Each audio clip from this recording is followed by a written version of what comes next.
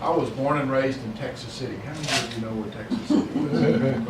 Well, I'm old enough to remember, you know, 8 refineries were down in Texas City. I'm old enough to remember long before EPA, they just dumped the sludge out in the marshland. And the Gulf was the dumping grounds for all the sludge. And I remember the bird fowl being covered with sludge. So, you know, it's amazing what has transformed and how things have changed. But being raised in what some people call toxic city, I figure we can live through anything and overcome anything. And it's kind of what Sandy and Debbie do in their work, what we're all doing in our work. It's a segue into networking. I went to graduate school with Jim. I never told Jim this, but I had a fellowship from IBM. Went to work for IBM, and that's where I learned sales and marketing and networking. And so part of what we'll share with you today, some little nuggets of information, are what has been used since the beginning of time in terms of how you relate to people based on trust, comfort, and confidence, and creating those win-win situations. So it's been 24 years of my life in fundraising and development. Debbie, I don't know how long you've been in the business, but I spent a decade in the 90s at UT Austin and was involved in the Reverend Combs gift at Maine Combs Business School there. Came to U of H in 2000, spent 14 years at U of H, and was lucky enough to get the 10th hour gift at Maine Hour. So I truly love fundraising and development. I truly love networking. And I think that's kind of the basic premise of anything you do in life. If you're going to get engaged and do something, do it right and do it with passion. As associate dean at both of those universities, Bob raised about $350 million over the 24-year period, which is just staggering. It's amazing. But as Dean Varga said, it's just in Bob's DNA. Bob is made that way, and he goes now with Casey Partners. He's got 3 universities that he does consulting with. And Bob, you're just cut out that way. You're just made that way. And Arthur Varga, Dean Varga was right. It's just you. You gotta love it, Sandy. Don't you agree? If you don't love your business, and you're Right. sleepwalking through life. So with that, let's roll. Okay, so Bob, I think these are your notes. Are these mine? We wanted to give you some nuggets in terms of networking. But how many of you, just by a show of hands, how many of you would consider yourselves fairly adroit, fairly knowledgeable about networking, both in a personal and business environment? How many just fair? How many of you enjoy it? How many of you have a fear of it? Be honest, really. Well, part of what today is, Carl and I hopefully can talk it through with you and get you to maybe loosen that defense mechanism or that fear. Kind of like I watched the Roosevelts on PBS recently, right? And his comment about fear. The only way we have to fear is fear. But it's all about that how you approach and want to engage with people. And like it or not, the one thing that separates the human species from all other living creatures is our mind and our heart. And that's what drives every aspect of business or exchange of information, whether you're learning or whatever it is. It's the heart and the mind. And it's amazing how you learn, and it's amazing how you do business. There is an axiom about business that people make decisions, and I have a lot of women in my business, so people make decisions emotionally, and then as our CPAs would tell us, they come back in and later justify with logic. But it's the heart and the mind working together that makes it so unique. And so we're built that way, we're wired that way to engage and interact with people because we're the human species. And so as you begin to approach everyday life, if you embrace that and can move forward with that, understanding the importance of interaction and that everybody's faced with those same challenges and fears, but we as people want to learn and engage with people. And so how do you go about doing that in an effective way? And that's what Carl and I wanted to talk with you about today. You know, we'll intersperse in this some basic premise or axioms or, you know, one of mine in development. That again, the heart of the mind is that you must first touch the heartstrings to open up the purse strings. And think about that for a second. If people make decisions emotionally and they get passionately involved, then the logic of making a decision informed with education and information matches what their passion is with what they want to do in their personal life and their personal business. So, today, I was going to tell you the story about Patrick Thomas. And Carl and I were doing an update with Patrick. He's 1 month with Icon Bank. So we sit down with Patrick today in Carl's office. We just have a couple of minutes. So Patrick, you listen to the update, been there a month. Well, where's your territory? So Patrick pulled out his card, which I thought was wonderful the way he did this. On the back of his card is the footprint of Icon Bank. Now, how many of you know an Icon Bank? Have you ever even seen one? Okay, good. Do you know how many branches they have? How many physical locations? They have 7. It's right here on the map. And Patrick's location is the middle, the western quadrant of the 5 or 6 county area. That's his geography. So immediately, I look at Carl and say, no, Carl, Patrick lives out there in West Houston. He's a client of GLO. He's brand new to the bank. And West Houston's exploding in growth. So I said, why don't we connect Patrick to the Katy Economic Development Council, whom we've met with, Carl and I have met with several times, and they are exploding in growth out there. Frank Lombard. Frank Lombard.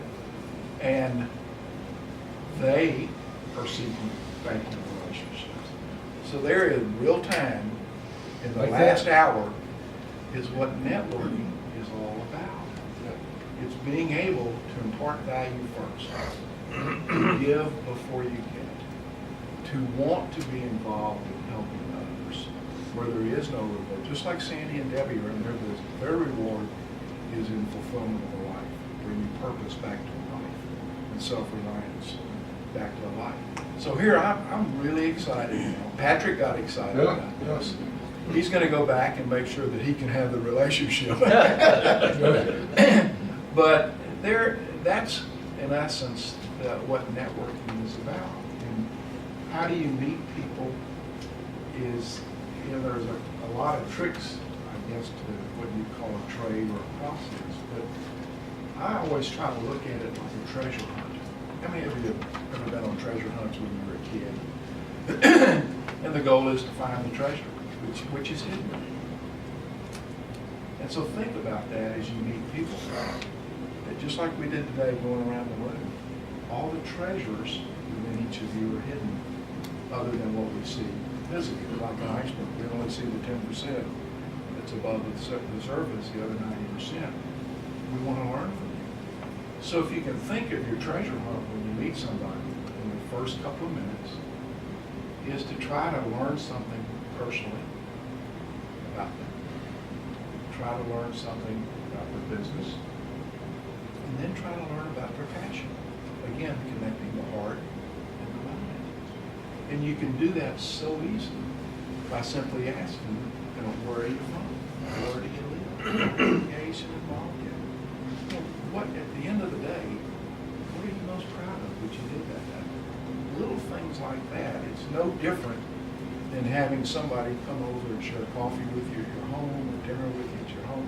How would you invite them into your home and sort of break down that wall that is sometimes develops between us two?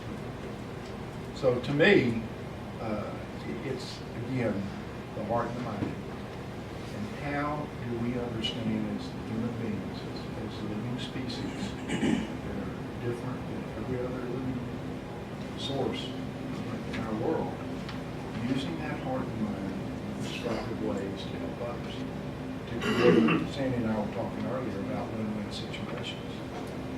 If we want Patrick to win in business and life, because we like him and respect him, then guess what's going to automatically happen with I was asking, Patrick's going to reciprocate back to us and help us. And I understand everybody's busy, but, you know, if you really want us to try to refer you business, please engage with us. And the more you're a peer, the more you reinforce top-of-the-mind awareness. And that's why we have such a heavy internet presence, is to maintain that top-of-the-awareness market, top-of-the-awareness sort of mental framework with people, is because we want them to remember us when the need comes up. And it's one thing I really appreciate about Kevin and others, is that you really are engaged with us, and for that you'll benefit tremendously. Two things Carl said. First of all, it's a contact sport. You have to be in the arena. You have to be out among people, and therefore networking, or however you choose to meet people, however you want to term it. Again, it's part of the human species. It's what separates us from all other human beings. Get engaged and involved, and you'll be amazed how natural it is. And the fear goes away immediately. And don't dismiss anyone. You may think, oh, it's someone's grandmother or someone's lesser successful brother, but engage with that person, because you really never know where it might take you. And one of our smaller 1040 clients for many years wound up becoming the CEO of a company backed by a venture capital company, and we've just learned they're funneling over now. There are 85 employees for us to do their tax returns, and what do we have, 8 of them in the door now? And that's a tribute to our team for doing great work that would allow that process to continue on with those referrals from their employee base. But don't dismiss anyone, because today they may be that way. Tomorrow it could be their parent died, leaving them with, whatever. But that's very important. Don't leave it to chance. You know what? Networking to chance. Before I would approach a room and I'd be loaded with cards, and one of my mentors, Steve Spencer, taught me to put my business cards in my left-hand pocket and they face a particular way. And so when I meet someone, I grab my card and I'm like this. It is automatic. But even though I'm giving out the card, it's much better to obtain a card from them than to give a card, because then you capture their contact information, you're able to follow up with them. So once we get the card, our culture up here is all driven on contact management. So during the course of the conversation, I'll ask them if it's okay if we can send them stuff, but once it comes in, it has got a flow, a predictable. And that's a key point, asking permission. Asking permission, don't do it. Yeah, one of our first consultants, who was a Mormon, Gary Piner, I thought he was an angel, because he was supercharged our firm in 1981, 33 years ago, and he would say, now, is that okay with you? Well, I'd always say yes, but what it did, it kept giving him buy signals to keep moving forward, which he did well, but he also referred us a tremendous amount of business. But one thing that a slide will get to in a minute is that when you think about time, each second that clicks by, it's so perishable. This moment will never, ever happen again. It's gone forever. And so the perishability of the moment is worse than fruit or vegetables. So you have to ask yourself a question: am I going to try to get the most out of this time for the day or not? So if you're really focused in on the value of this moment, you'll say, yes, I am. So when you approach that room, you will say, should I do this or do that? And you know, Sandy, I've backed off now. Before I'd want to meet the whole room. And now my goal is to meet one good person out of that encounter. And has that ever paid off? Scott Sherman, who happened to be an intern for Jack Raines when he was Secretary of State, and then went to Harvard with Obama and worked for the EPA forever. We've had such a wonderful relationship, and I was disappointed in myself because I hadn't met my one-person goal, and so we're on the elevator together, and I said, okay, here's a Hail Mary. I'm Carl Glaw. How you doing? I'm Scott Sherman. I said, Scott, how you doing? So we exchanged personalities, and then from there, we've enjoyed a wonderful 10-year friendship. And he's a partner down at one of the big firms downtown that specializes in environmental law. Kevin, have you met Scott? I think so. Didn't he He do a was a speaker. presentation? Yeah. Yes. He went to law school with President Obama. But so maybe it's too much to expect that you can get a card from everyone in the room. Instead, focus on just one quality encounter. And then Linda and I, we go all the time because we're engaged with all of our friends. Bob and Diane, we go to the theater together, the hobby center, and Diane had some dental work, but Victor Victoria was great. Yeah, It was really, unfortunately, but she's better. oh, good.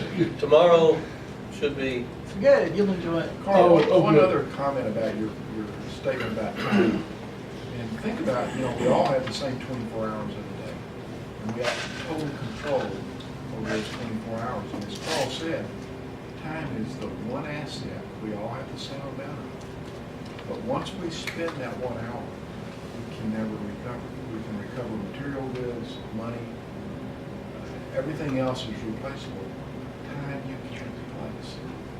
So when you give someone a gift of time, that's the most precious gift you can give. And think about the power of that. Again, it's we as human beings. Taking the time, whether it's 1 minute, 5 minutes, or a day, to spend with someone, to help someone, that's the greatest gift you can give.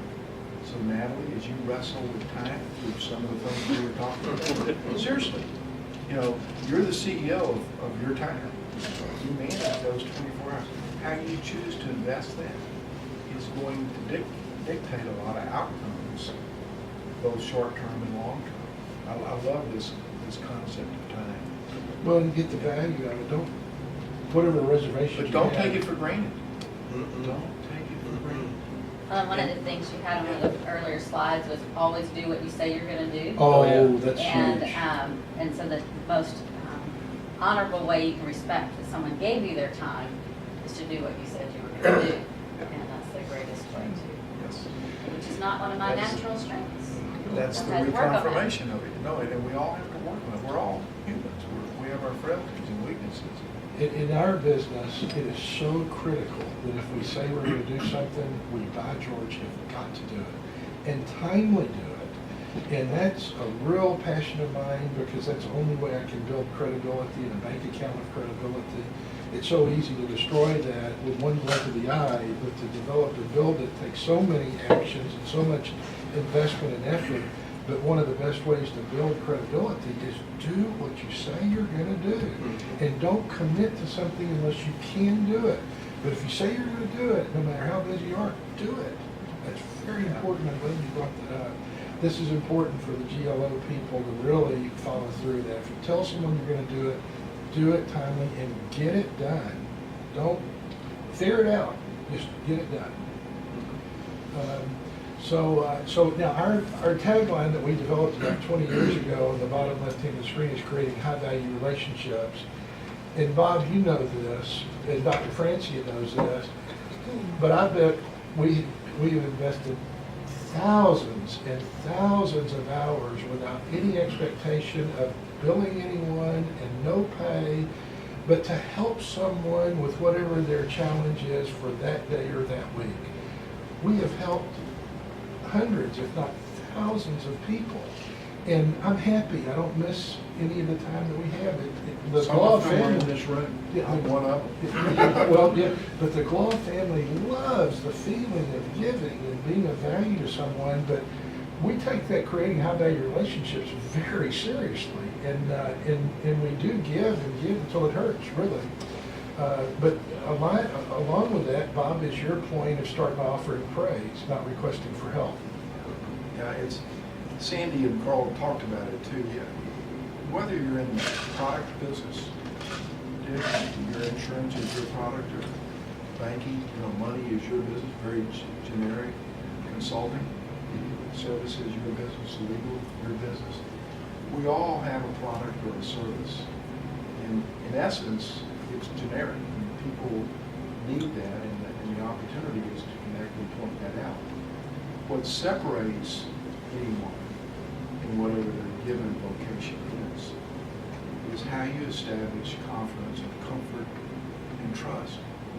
And it can take a long time to earn trust and confidence, but you can destroy it in a nanosecond if you don't do what Sandy just pointed out. If you don't do what you say, you follow through on what you say you're going to do. So at the end of the day, it's all about building comfort and trust. So when you meet that new person for the first time, I just met you today.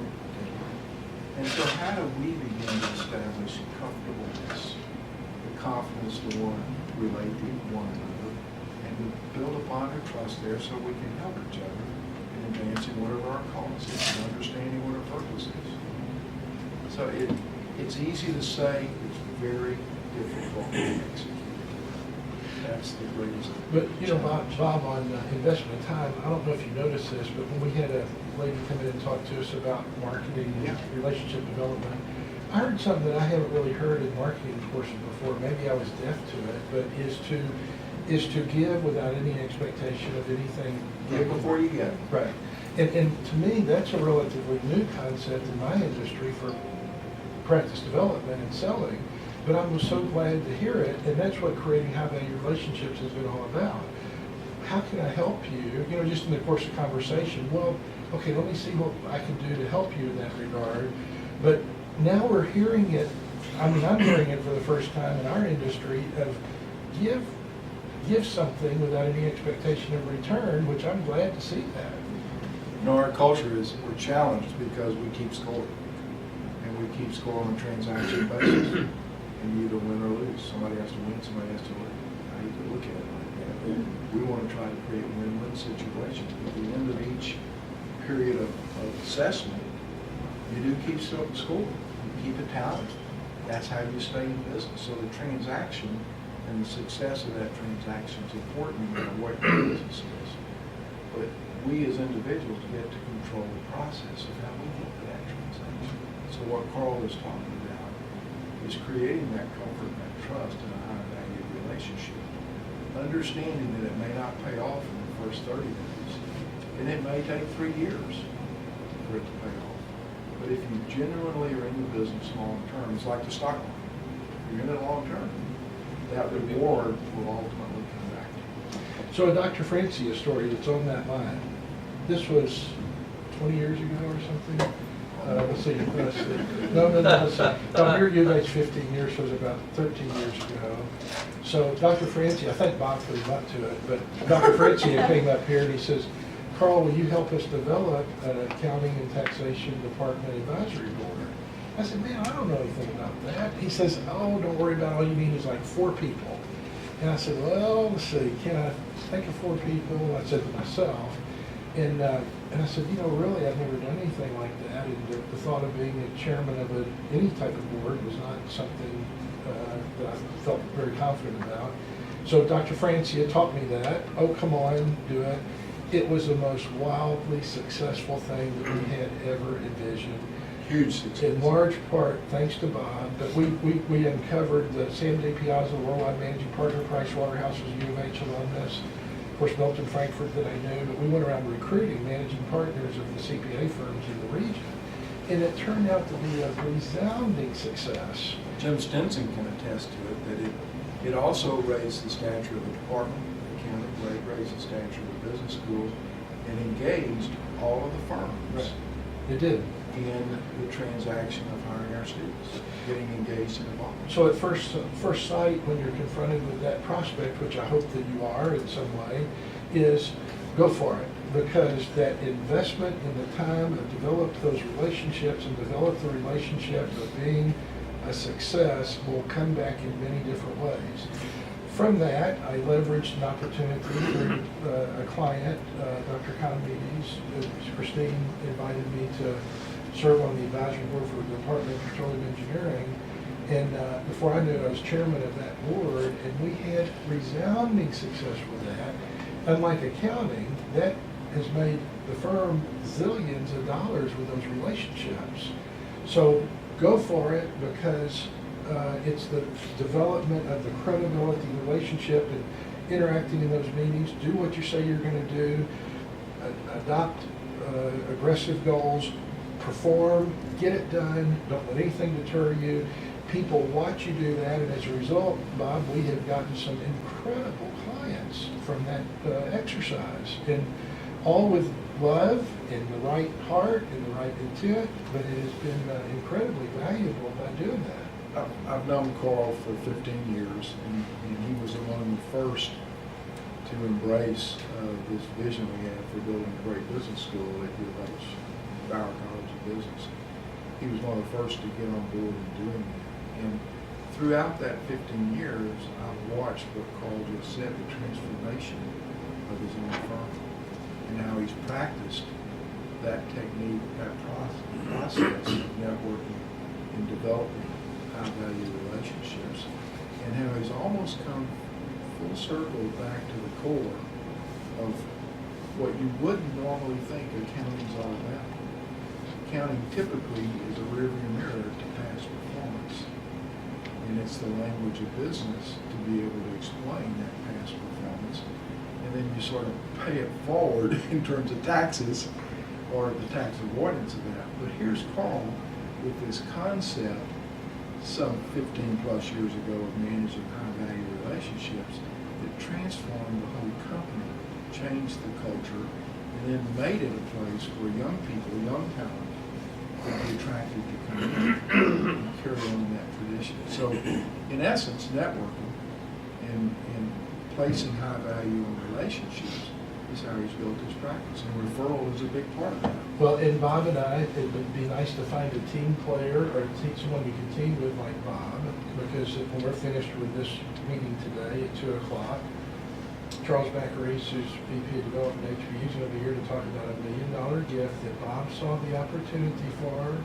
It's a client I met through Petroleum Engineering Advisory Board, and Bob makes a good team member as it relates to nonprofits, of knowing us well enough to know what a particular client may like and offering up the opportunity. So when we recognize what he's saying as valuable to our client, the client's all over it. Oh my gosh, you mean there might be a naming opportunity for the College of Fine Arts at the university? Wow, I'd love to do that. So we're applying our strategy for the meeting that will occur at the end of October. But Bob, the relationship we've had has been,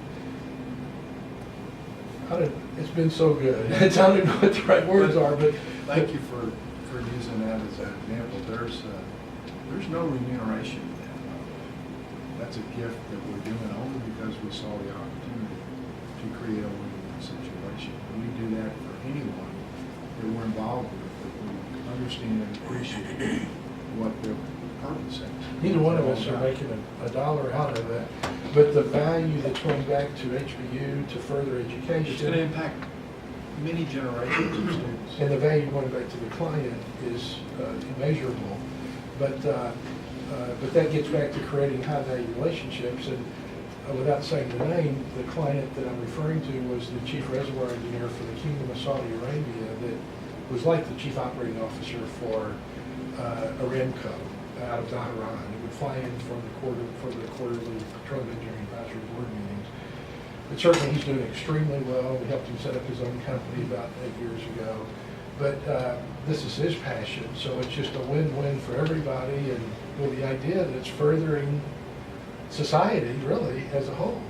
Carl, asking your permission, if we could, the last thing y'all want to do is listen to us the whole noon hour. So one of the things with your permission and the permission of the group is, if any of you would like to share some of your experiences about networking, or what is Our college foundation board, when he was getting, that's a big deal. This is a big deal. when he was getting his master's, he was put on the board because he liked his thinking. And I attended several meetings, and he attended several meetings. And one of the meetings, chairman of the board said, you know, there's somebody coming to town that says he can get life insurance and you don't have to pay for it and it's free, and when you die, you can have any 501c3 be the beneficiary of it. Does anybody know anything about it? And Chad said yes. My dad is one of the sponsors of that person coming in. Well, it was Senator Graham. Phil Graham. Remember it like it was yesterday. Phil Graham came in and said, you know, I get hired to work for the bank, and the only way we make money is if we lend it out. And we have a program where we'll loan money to people to buy life insurance policies. And you don't pay the premium, you don't guarantee a note, you don't pay interest. All we want is your body. Just let us insure your body.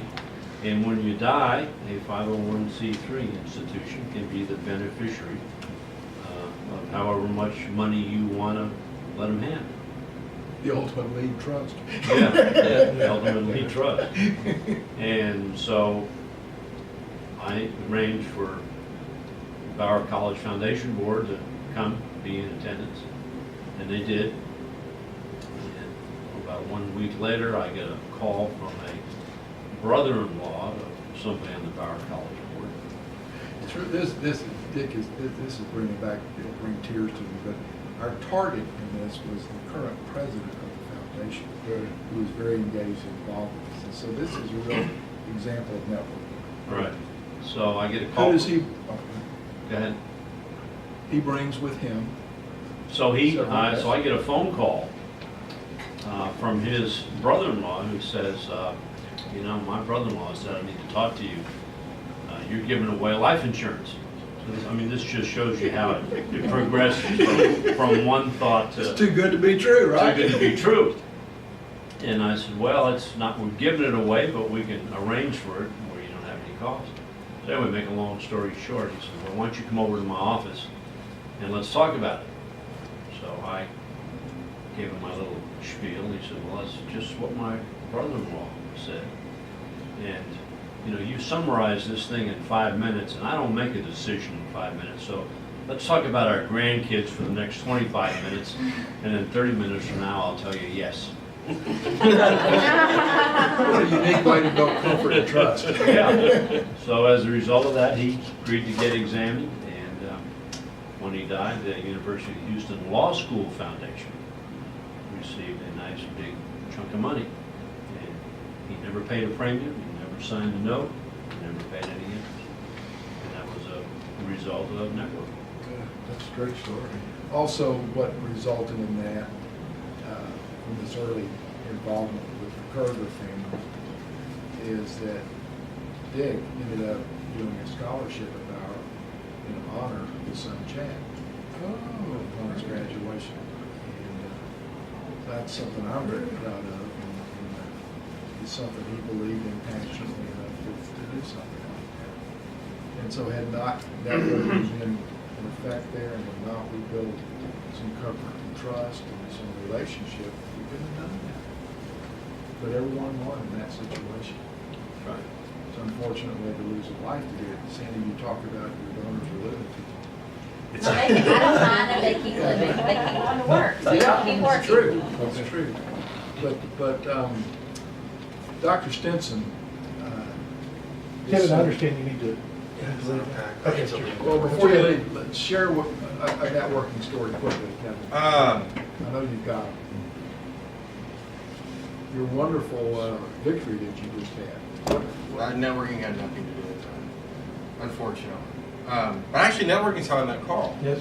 We were at a University of Houston event, and just met Carl that way, and started talking, and we had lunch, and now what, 4 years later?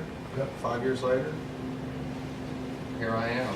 But is it something you enjoy doing, networking? It's not something I'm naturally good at. Lawyers are not known for their sparkling personalities. But your own way, a gift in the group. You think so? I think so. I've actually worked on it a lot. What you tell me? It doesn't. I joined a networking group, and we have weekly meetings, and it's basically forced me to work on a good elevator speech, that sort of thing. And it's not something that comes easy. Because if I had it my way, I'd be in my office with the door shut all day long, cranking out legal briefs. And I find it draining to go and meet a bunch of people that I don't know. And It is work, believe it or not. yeah, it is, and it's But most it can people- become enjoyable, can it, when you have a success? If I find if I know a couple of people there, it's a lot more enjoyable than if it's just a room where I don't know anybody. That's just, I think most people are probably like that. I mean, I think if you know at least one person there. I mean, there was It's a a comfort fascinating zone. study in the like 60s, and it's a slightly different topic, but they had a classroom of subjects, and they asked them these obvious questions, and it's, raise your hand for the right answer. And so there was one person who was not in on it. And so, the question would be 2 + 2 = 5. How many of you think that's correct? And everyone would raise their hands, except the one guy who wasn't in on it. You kind of look around, and most of the time he'd raise his hand. And they found that if one other person didn't raise their hand, it increased the chances that he wouldn't raise or she wouldn't raise her hand by like 75% if there's one other Peer person. pressure. So, That's beautiful. Plus, you began your career as a CPA, and you went through college as a professional accountant, and you became that. What transformed in your life? What enabled you to get into the business you're in, and how did networking and relationships play a role in that? How did you overcome any fears that you might have? And there certainly were some fears. So I went to work for a company that my parents had started and been unsuccessful for 7 years, and they were completely out of money. And so as a CPA, my husband said, please go shut that business down and make your dad go get a real job. But I met with their customers. And stop the bleeding, right? And their customers said, well, I can't believe they're shutting. So I go to my dad and I said, Dad, you have a great service, but you don't have enough customers to cover your fixed costs. You need to hire a salesperson. He said, I have no money. And so my brother-in-law said, well, Cindy, you've learned a lot about the business. You sell until you can afford to hire a salesperson. So there really was great fear. I said, I'm an accountant, not a salesperson. But what I learned was if you passionately believe in what you're doing, we're all salespeople. Absolutely. And so and then networking becomes very easy because you're passionate about what you're doing. And so that's where that transition came from. It was just going, I really believe in this, and I believe that what we're doing is good for you. So I want to tell you about that. Now, if you choose not to partake, it's your loss. But at least I did my job of sharing what can be really helpful. So beautifully said. excellent. Debbie, do you get to witness that? Every day. And it's a beautiful thing. And what inspired you to join Sandy then? It's a networking story. Total networking. I knew it had to be. Well, I live close to Sandy, and we have known sort of who each other were for years, but didn't know each other. And I was at a point in my life where I wanted to, do something. I wanted to serve the Lord some way, full time. And I think I was at an event in February, and I was the MC of the event. And February of this year? Yes. Debbie yes. just joined us in June. I started in June. And so one thing just kind of led to another. She emailed me. She sent me a video link to the Work Faith Connection. I said, that looks interesting. And then it just kind of happened from there. So what's so cool though is 7 years ago, Work Faith Connection, we started 8 years ago, or 7.5 years ago. I called my sister about 4 months into it and I said, I need somebody that people will just follow. Tell me who you know that others will respond to their leading. And she said, you need Debbie Godbold. I didn't know Debbie. And so, I knew who she was, but her kids are 4 years younger than mine. So anyway, so I called a friend of Debbie's and she said, oh, Debbie's not ready to go back to work yet. She's still got a daughter in high school. So we never connected at that point in time. But so this year in February, when I'm at this event and we're thinking, Workplace never had a development director, we just use God, he's our development director. And he still is. He just has a helper now. And so when she was emceeing, like that came back, right? So that seed from 7 years ago got planted. And so it's just this really, really sweet thing of just being obedient to the things that God puts before you, even if it is 7 years later, And, but it was actually, I mean, when I shared that story with Debbie, I said 7 years ago, my sister told me that you needed to be part of the Workplace Connection. So is it possible that we should explore the timing is right now? So you Shannon? listen and pay attention. That's it. But what we just went through, just in a few minutes, were 3 of the premises about networking: personal, business, and passion. So by simply asking Debbie what inspired her to join Sandy, she opened up personally from a business point of view, from a passion point of view, what they're involved in. And that's the essence of networking.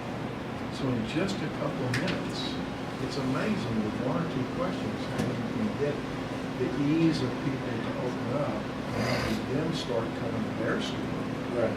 which allows them to create a winning opportunity.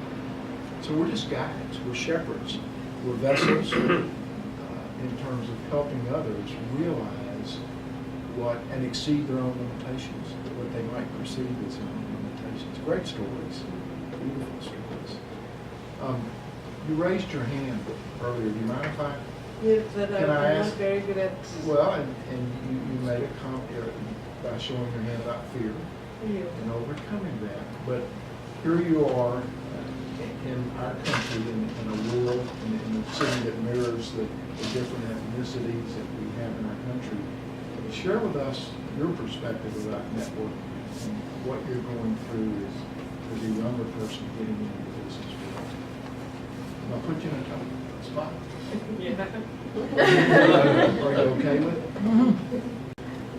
Are you okay with it? How about you talk about how you got here? Because that's a networking story. Yes, all right. I told you this is my second degree. Right, So. from HBU. No, yeah, from HB is my second degree, but I did my first degree from India Okay. in nutrition, and then I got married, came here, had kids. Physical nutrition, physical nutrition. Yes, and raised my kids, and then I. How many children? 2 girls. Wonderful. And they're here? They're in UT. Okay. Then I wanted to, while working for my ex in his office, I realized that I could do accounting well. And that's when I started taking a few courses at HCC. So it was a business environment?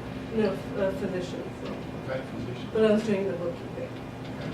So that's when I realized that I can take care of accounts, and I want to learn more about it. And I really didn't know how to open it, how to even use a computer at that time, because we were not taught in computers in India. So I went to HCC and took 1 course at a time, and then I felt like now I need to go to university and finish my course. So when the kids went to high school, that's when I started taking courses and then finished my undergrad. And in the meanwhile, I saw Dr. Kuruvilla, and we connected. I knew his family. He at the time was the dean at HBU, Houston Baptist University Business School. And an accounting professor. Yes. And a cougar. And a cougar. So, he knew my story, and his kids and my kids are almost same age, so that's how we connected, and he wanted me to work somewhere. Because he said, you have to work somewhere. I said, I cannot, I can't even go out, I cannot do this. He said, no, you have to, so we'll just help you, emotionally, and, so I went out and I started, then I worked at my previous work, I did my internship there, and that really opened me up. And then, now that my youngest one went to college, I really wanted to work. So one person made that big a difference in your Yes. life. It saw the potential that you had. Just like Mike Zotter saw the potential of Paul. I don't know about that. 40 years of That's a stretch. Yeah, about that. Way to go, Mike. Yeah, you're welcome. Look at the common threads of one person. One person, every story here, one person makes a difference, one on one. Both the heart and the mind. I'm sorry. But, is that Charles? No. Got it. Any other volunteers? become vulnerable. Bob, you know, going back to that slide about giving back to the community, everybody wins. Sometimes the best networking opportunities involve real work. Volunteer for events, committees, or projects that involve interesting people. A good name and reputation are worth a fortune. And I'm so proud of the things that Ashley has done as vice chairman of the Premium City Committee at the rodeo, but they work, they earn. You're on the grand entry committee, but as we all know, they really work and they earn for it. And the junior league, they make them work over there all the time. And so she's committed there for several months. But that's how you engage and meet people. And someone that I talked to, Sandy, that I kind of mentioned to you a while back, but that was having some challenges. I said, get involved in a charity. Give back instead of just sitting around, you know, go help someone. And you just don't know where that's going to hit off. So, you know, that's a fun way to do it. Is it gives you a sense of purpose and a direction, and the endorphins get going, and you meet people, and it lifts your spirits. And so, volunteer for University of Houston or HBU or. To pick up on that, let me share a visual one real quick. Think of the triangle. In every society, every culture, the triangle is a symbol of strength. It's also the symbol of Holy Trinity. But think about the triangle of life as being business, education, and community. And that completed triangle cannot be solid without all three of those. So if you step back and think about people and business, when people in business succeed, in the business you're in, people in business succeed, communities prosper. The only way to do that is through education, to teach self-reliance, and to be able to help others. So when you're helping the community in a reverse way, you're helping business and personal development all at the same time. So they interlock, they go together, and we want to encourage you to think about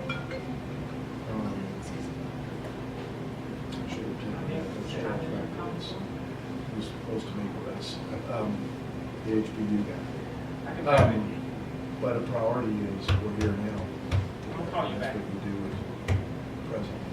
Can I add a couple of comments real Yes. quick? This might be just hitting some piggyback on some things that were already said, but I started thinking about the last 30 years of my life. One is be there. You have to be there. And Bob has taken me on in the last few weeks in getting me there. Because otherwise I wouldn't have places to go. So you have to be there. Arrive early, I'm not very good at that. I'm real good at staying late though. Stay late. And you did the other night. Stay late. Yeah. And I had a great dinner with the boss. You did. But stay late. Like last night, we went to a South Texas College of Law event, and we stayed a little bit late and talked to some people from South Texas, and Bob gave, and I think I may have too, but certainly Bob gave me some ideas that we were amazed that they didn't already think about, but they hadn't. So stay late. Follow up as best you can. You can't always follow up with every card you get. Follow up. And then as I tell my students, or did tell my students, networking is not necessarily efficient. I've had students say, oh, I don't want to go to the event where the Big Four is because I don't qualify to be a Big Four, or I want industry only, so I'm only going to go to industry people. And I tell them, don't do that, because down the road, you might have met somebody that will pull you into a new situation. I see that all the time. Whenever I see one of my former students who's moved to a different opportunity, I'll ask them, how did you get there? Oh, it was somebody I met in a previous event. In my own case, had been at FMC, as you probably heard me say, I don't know, I think it was 4 years, but I had interviewed with Bob Dyer at Cooper Industries before I took the FMC job, and he told me, I'd love to hire you, but you don't have the experience that I need. Case closed, done, that's that.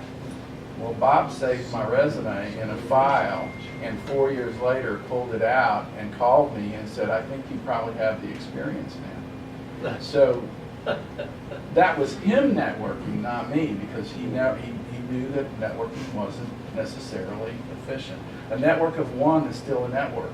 Yes, Because if you plug into one, that person's got all kinds of contact potentially. And my students need to learn that. Because they think networking means I have to have 50 contacts. And Bob, I think you guys have already said that a networking wants to one. And then last, one of the best books I ever read was When I Say No, I Feel Guilty. It was a whole book about how to say no, even to people that try to make you feel guilty if you're going to say no. Can you pick my mother up at the airport, please? Please. If you don't do it, nobody's going to do it, right? And it was a whole book about how to say no and do it in a kind, polite, and firm way. That's one of the best books I ever read. It's the hardest thing to do is to say no. It's so much easier to do what? Say yes and later say no. And then not fulfill. And then not fulfill. So learn to say no and do it in a kind, courteous, but firm way. That's beautiful about the no, right? IBM taught us that if a yes is worth a successful sale, obviously, in a transaction environment, well then how many times does it take you to get to a yes? Well, on average, it takes 10 times to get to a yes. So IBM would convince you that meant that the first 9 interactions of no had a value to you. Sure. So no is a value. You do have, as Jim pointed out, you have qualification, positive or negative, but it's a no, but it's a reinforcement to go on to the yes. So we were taught to say thank you for that no.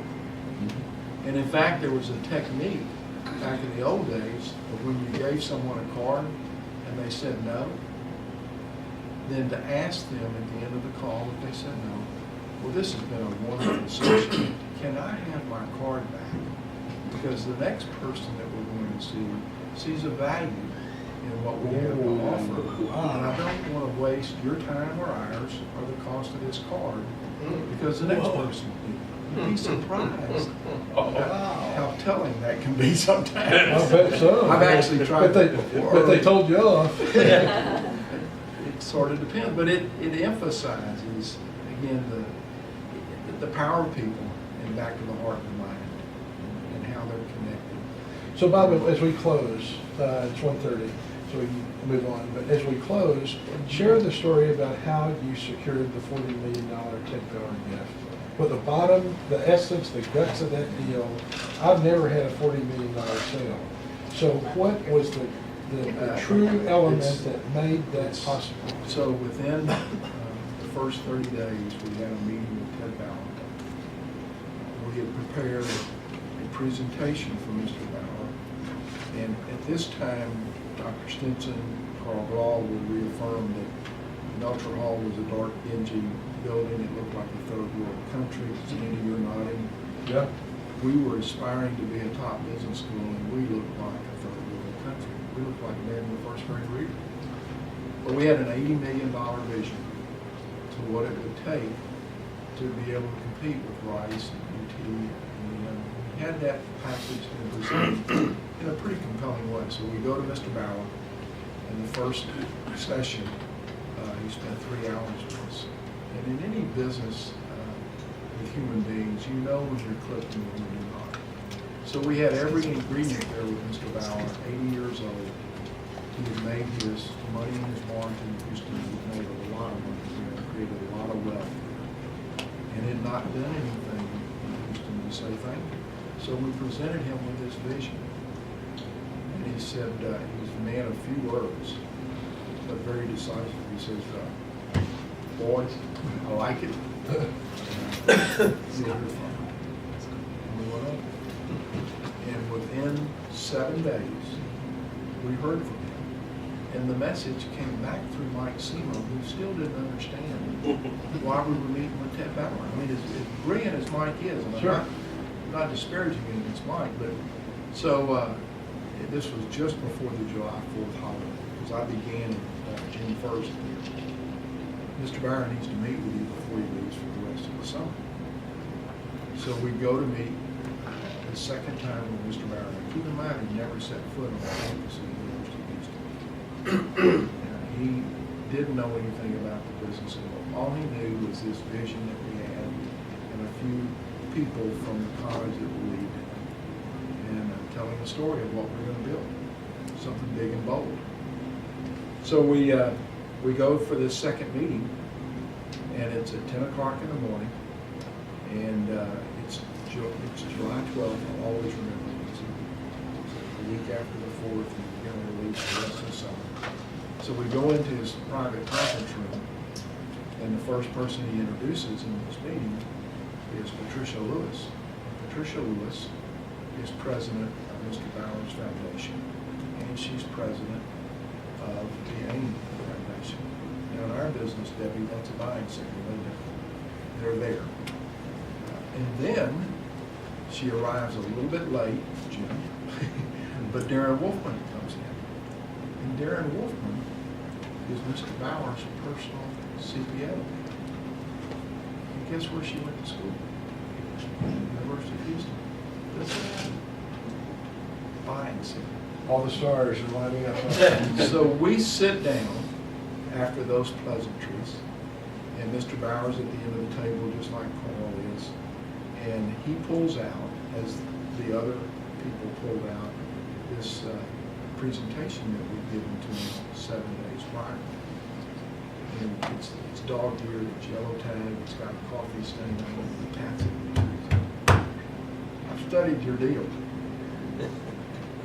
He said, I like it, and I like y'all. He said, I'll give you half of it, and work with you to get the other half. Half being 40 of the 80. We had prepared 3 proposals, 10 million, 20 million, and 40 million, in anticipation to be prepared. But we had presented him the $80 million need, and it was compelling enough. And you know, when the stars align and it's meant to be, and you're guided the right way, things tend to work out. So in 2 calls and 2 meetings, we ended up being $41 million all at one time, which was the high, and still is the highest gift at one time in terms of how you measure present value of dollars to name any business school in the country. There have been a lot of $100 million gifts to name business school. And stock has given us a gift of stock this year. Stock, which was a tremendous tax advantage to him. And he was a Harvard undergrad.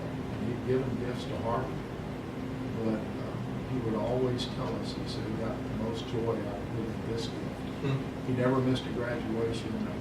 In the 5 years he lived after that gift, we stewarded him right. We did every 6 weeks we would meet with him, 8 weeks, depending on when we scheduled it, and we called it a report card session. And we'd show up and give him a report card on where we were on the plan. And because we wanted to fulfill what confidence he had bestowed in us, and it's back to giving and receiving.